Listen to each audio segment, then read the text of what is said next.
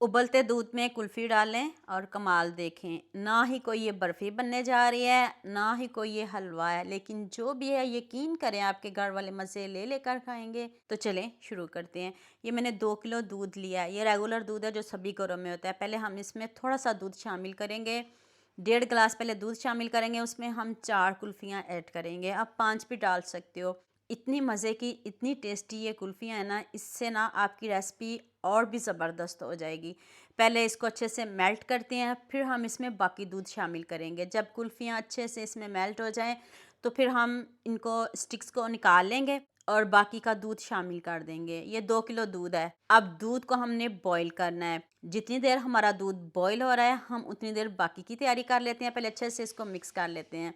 अब मैंने 5 ब्रेड लिए हैं और साथ में 2 कप सेवइयाँ। ये इजीली मिल जाती हैं रोस्टेड सेवइयाँ। अगर आपके पास ये नहीं है तो बारीक सेवइयाँ लीजिएगा, उसको आपने घी में 1 से 2 मिनट उसकी बुनाई करनी है, तो उसको आपने जग में डाल के पीस लेना है। दोबारा से मैंने दूध ही शामिल किया, पानी आपने शामिल नहीं करना। इस बात को भी आपने ज़हन में रखना है। इसको हम ब्लेंड करेंगे, स्मूथ सा इसका हमें टेक्सचर चाहिए और देख लें इस तरह की होनी चाहिए। अभी मैं करीब से आपको दिखाती हूँ। आपने इसको बारीक पीसना है, बहुत बारीक पीसना है। इधर हमारा दूध भी बॉईल होना शुरू हो गया है। तो जब दूध बॉईल होना शुरू हो जाए तो फिर हम इसमें ये बैटर डाल देंगे और देख लें कितने अच्छे से पक रहा है। जब दूध पक जाए फिर आपने ये बैटर डालना है। तो अब आप इसको अच्छे से मिक्स करते जाएँ और इसको पकाएँ। इसको हमने कितना पकाना है? इसको हमने 25 से 30 मिनट पकाना है और अब हम इसमें चीनी शामिल करेंगे। ये अभी थोड़ी है, इसमें मैं और चीनी शामिल करूँगी, अभी कम है चीनी। मैंने 2 मरतबा इसमें चीनी ऐड की है। आप अपने हिसाब से कम या ज़्यादा कर सकते हो।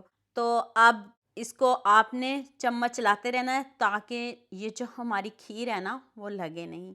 तो यहाँ मैं आपको याद दिला दूँ, अगर आपको मेरी रेसिपीज़ पसंद आ रही हैं तो जल्दी से मेरे फेसबुक पेज को भी फॉलो कर लो और साथ में मुझे यूट्यूब पे भी सब्सक्राइब कर दो। ये आपकी तरफ से प्यार होता है, मोहब्बत होती है, खुशी होती है कि आपको मेरी रेसिपीज़ पसंद आ रही है। कैसे आपको पता चलेगा कि आपकी खीर डन है? जब बबल्स आना शुरू हो जाएँ तो समझिए आपकी खीर डन है। आपने इसको आधा घंटा पकाना है, इससे कम नहीं पकाना ताकि ये कच्ची ना रहें।